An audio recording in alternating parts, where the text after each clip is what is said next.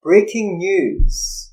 This is a special edition of the Scottish Liberty podcast on Thursday the 29th of September 2016.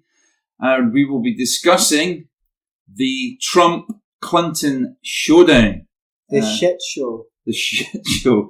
The fucking shit show that was the Trump-Clinton showdown. And Antony and I stayed up to watch it. We had a romantic evening with popcorn and pizza. Well, we didn't have popcorn. At Tom's house. We went to Tom's house, mate of ours. And, normal people go and watch a boxing match or a football match. We went to watch at 2 a.m. A sad indication, indictment of our lives. We went to watch the Trump-Clinton shit show. And I mentioned boxing matches. Let me just say, I've heard a lot of different analysis of this Trump-Clinton presidential debate. The first, I believe, of 4. And unless there's a serious Rocky-type montage goes on in the next week, it looks like Clinton might, in my opinion at least, wipe the floor with Donald Trump again. I found it embarrassing. He seemed like a guy who hadn't done an ounce of prep. I mean, I mentioned boxing matches. If it had been a boxing match, they'd have stopped the fight. I think Donald Trump's seconds would have threw the towel in because he was getting pummeled. He never laid a glove on her. People are blaming the referee. Stephen Molyneux, amongst others, are saying that the guy who moderated the debate was biased. Yeah, well, guys, what's fucking new? Man up here. You know it's going to be biased. Trump should have known it was going to be biased. He's a businessman. He's trained in these sort of things. He should have known how to bring the debate back on track and bring it around to his point of view. He wasn't good at responding. Personally, I found it cringeworthy. Yeah. One of the worst things about it is whenever the moderator grilled him on some indiscretion, he spent ages and ages speaking about it instead of just coming out with a soundbite like, those aren't the circumstances that happened, blah, blah, happened. Yeah. Now, moving on, here's my policy. Yeah. In fact, he hardly really expressed that many policies. Nope. He didn't respond well to criticism. A lot of the time, he was bumbling for ages and didn't say a single damn thing, right? If he's serious and he's got serious positions, which at times I wonder about, because he's been inconsistent on so many issues. I don't even mean since time immemorial. We know he's changed his position on abortion, gay marriage, all sorts of things. That's fine. I don't mean that. I mean during the campaign itself. Yeah. And sometimes not in a good way. He said something which is quite radical, which was that the US should reconsider its membership in NATO, which was set up during the Cold War to ensure that if nukes fell, they fell in Europe, not America, right? It's an outdated alliance. But when he's questioned on a radical position like that, he backpedals, oh no, and he softened his position on NATO. In most instances, like if you look at something like Law and Order, you could basically fill the spaces in between where he said Law and Order with blah, blah, blah, blah, blah, blah, blah, blah, blah, and it would not have diminished it in any way. That's basically what he said. Law and Order, waffle, waffle, waffle, waffle. Law and Order, waffle, waffle, waffle. I believe in Law and Order, waffle, waffle, waffle, waffle. That's basically how it went. As for his fucking economic policy, shall we have a brief listen to his economic policy? Let's listen to Trump's entire platform. James!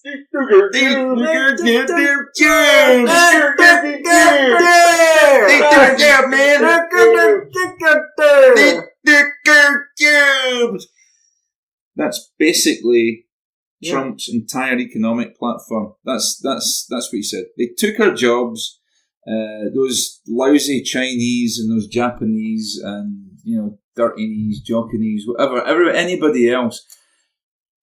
That's his entire platform. And I guess that plays to a certain type of gallery, but he didn't really back up anything with facts or figures.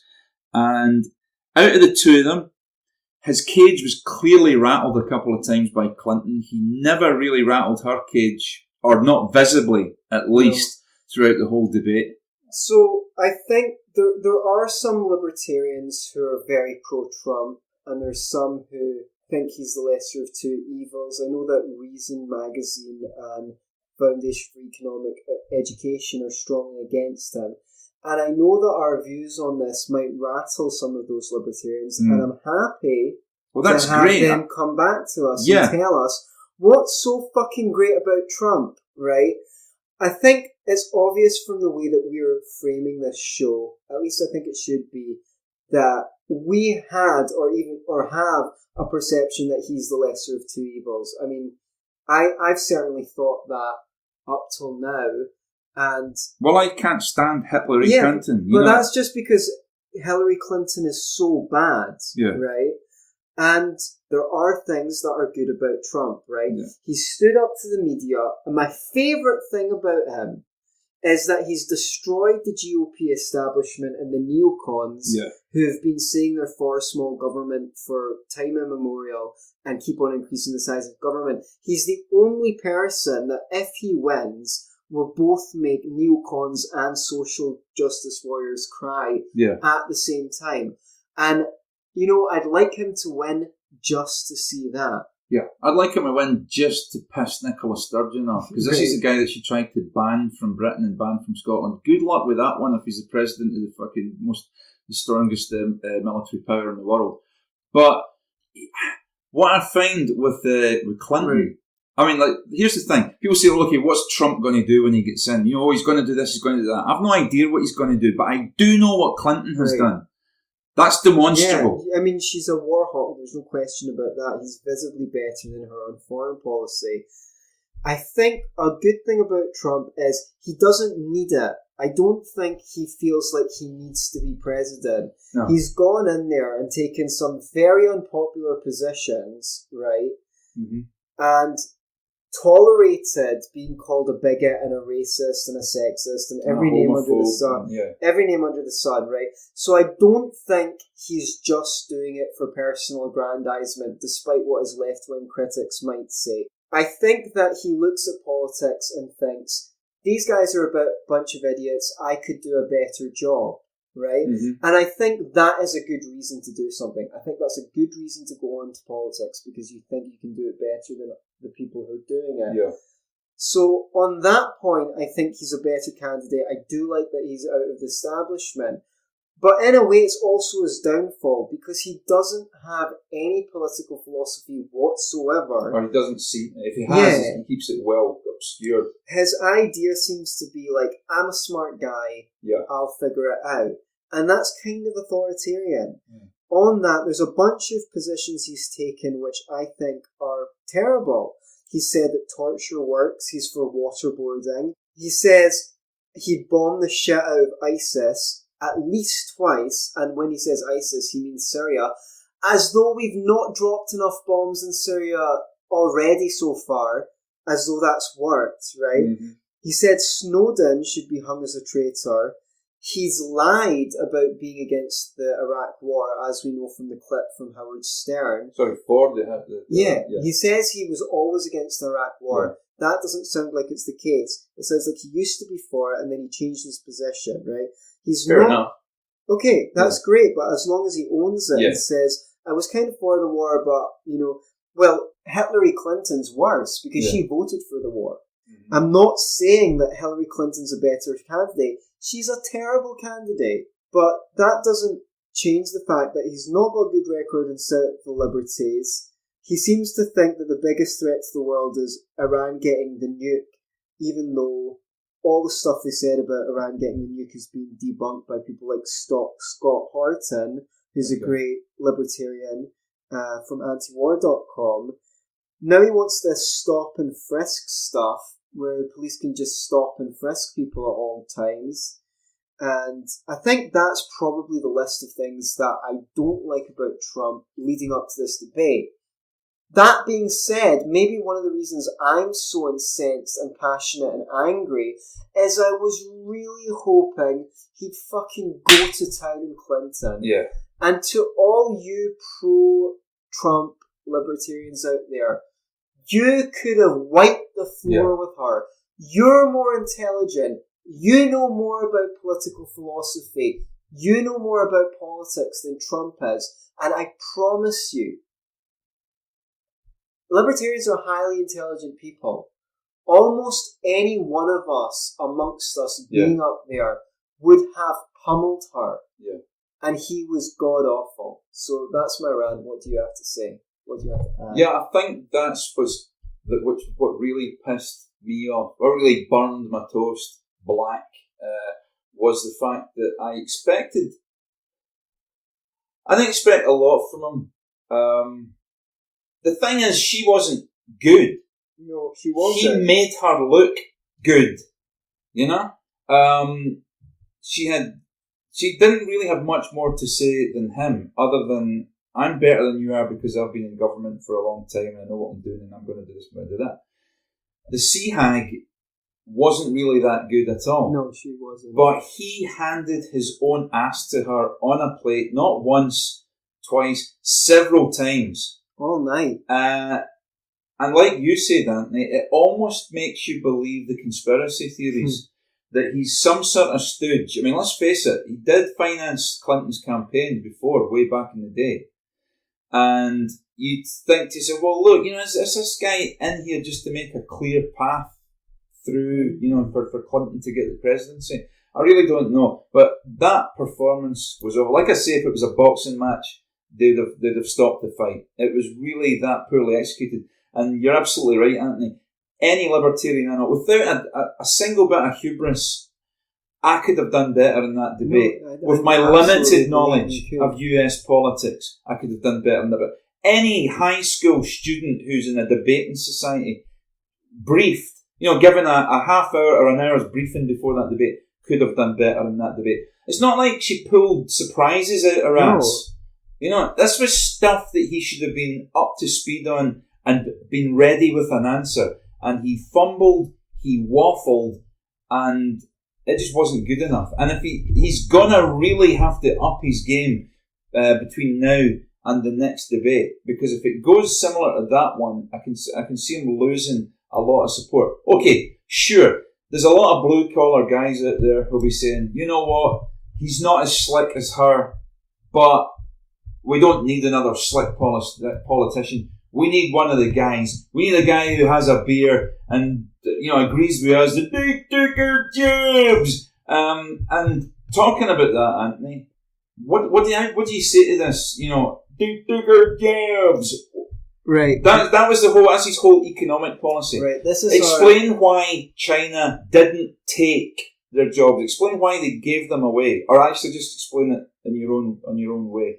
Okay, so this is one of the things that Trump actually sounds strong on. Yeah. Is his American nationalism, his American exceptionalism. And this is my problem with Trump. Even when he's coming across strong in that debate, he's wrong. Right? Saying that China dumping steel at below market rate in America is bad for America is like saying your neighbour giving you their lawnmower is bad for the economy. Yeah. Well, it's no different, right? Yeah. Okay, some jobs might be lost in steel, but all of the industries in America that rely on steel are getting cheap steel. Yeah. What's more, as steel becomes more scarce, absolutely, the price of steel will go up. There's more steel in the American soil. They should be stockpiling it right now. They should be stockpiling it. So that's just dumb, right? Dumb. Exactly. The other thing is that just because someone puts tariffs on your goods doesn't mean you should put tariffs on their goods. That's dumb.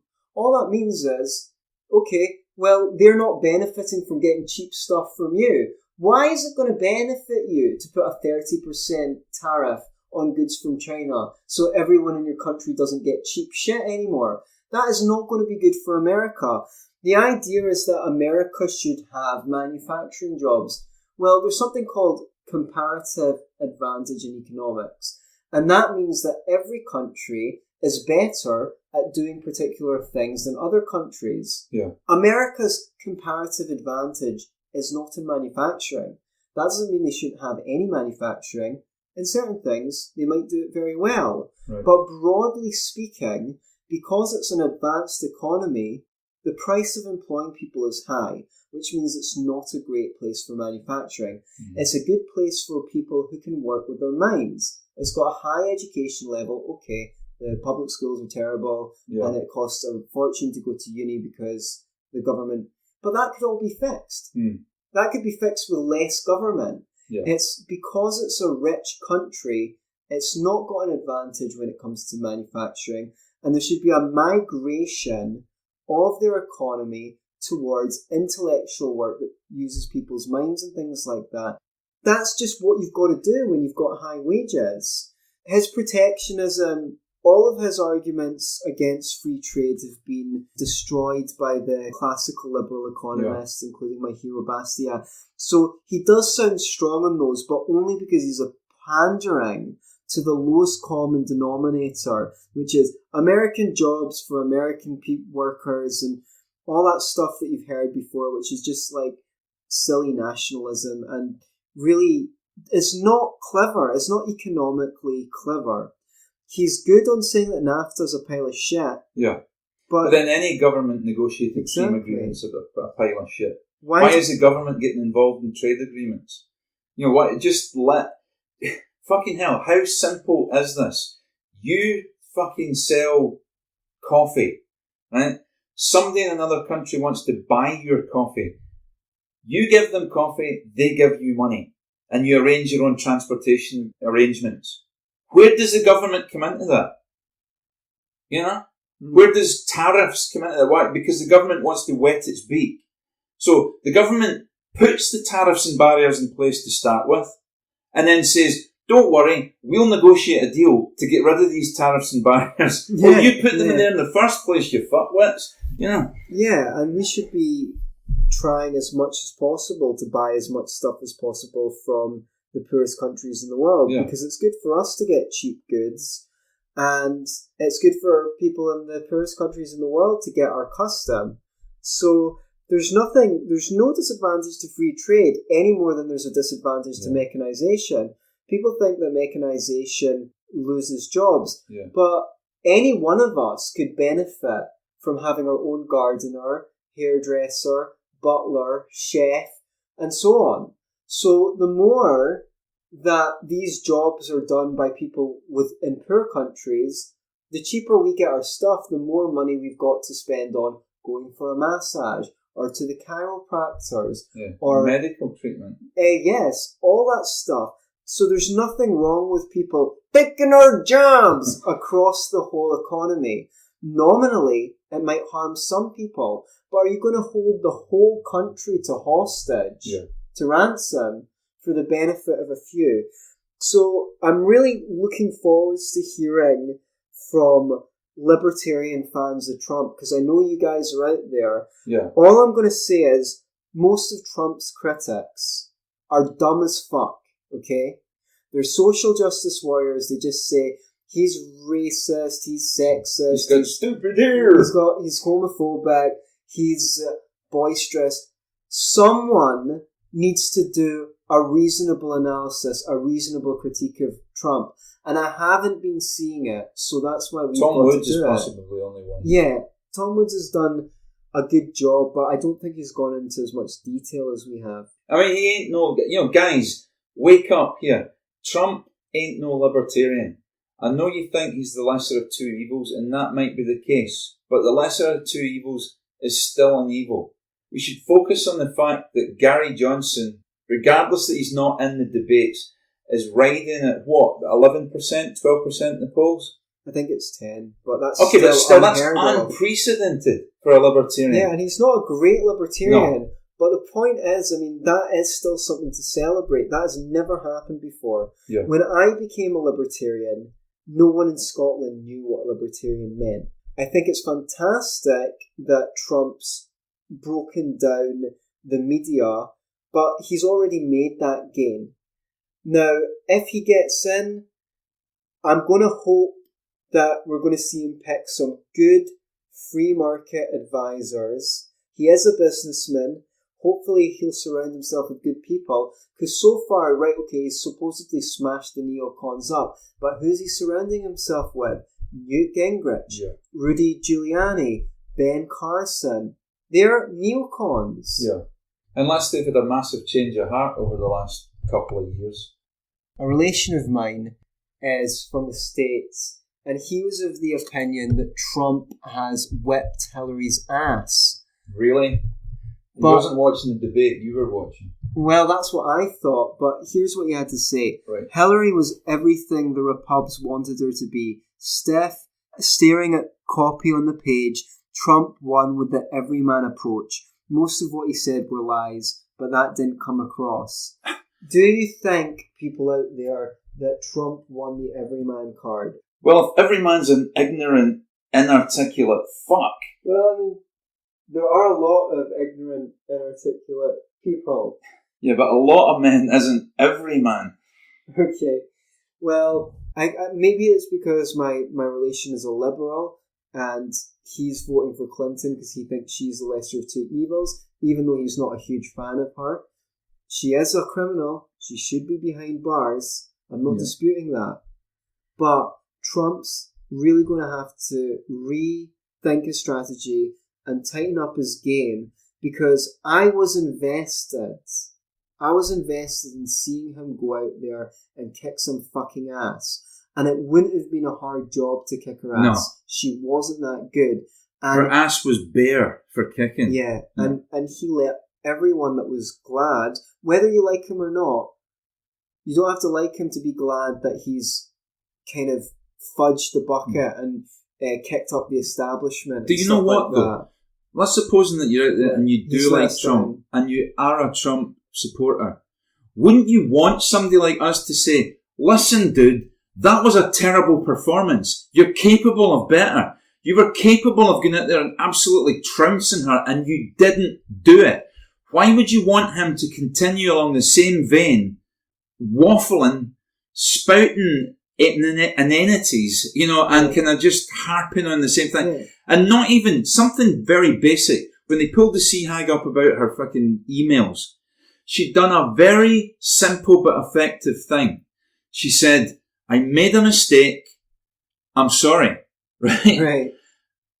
Trump, on the other hand, when they pulled him up about the birthing issue, he just waffled. Instead of saying, do you know what? I got that wrong. Yeah, I got it wrong. At the time, in good faith, I believed that it was an issue.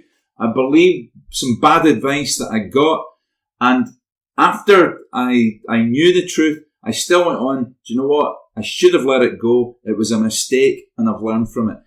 Instead of doing that, he just waffled. And that's so bad, because that keeps the focus on him for longer. Yeah. Every time they pulled him up on a criticism, he bumbled for ages. That's planting that criticism in the public mind, because he's talking about it for so long. I actually posted as a Facebook status, I didn't believe the hype that Donald Trump was nothing but a bumbling idiot, but I do now. That's how angry and disappointed I was at his performance. Other than he doesn't really have to do much to up his game, she's going to be smug and self-satisfied now. I think it shouldn't take... God almighty, I think a decent hour's briefing before that debate could have helped him. I think possibly the man's self-confidence and arrogance is his own enemy. He needs to start listening to some advisors. He doesn't have to be slick. He doesn't have to be a New York lawyer. He doesn't have to play the same game as Hilary. He just has to start boxing a little cleverer than he is and making a case and coming up with some policies. That's really all he has to do. And stop waffling. Donald, where's your trousers?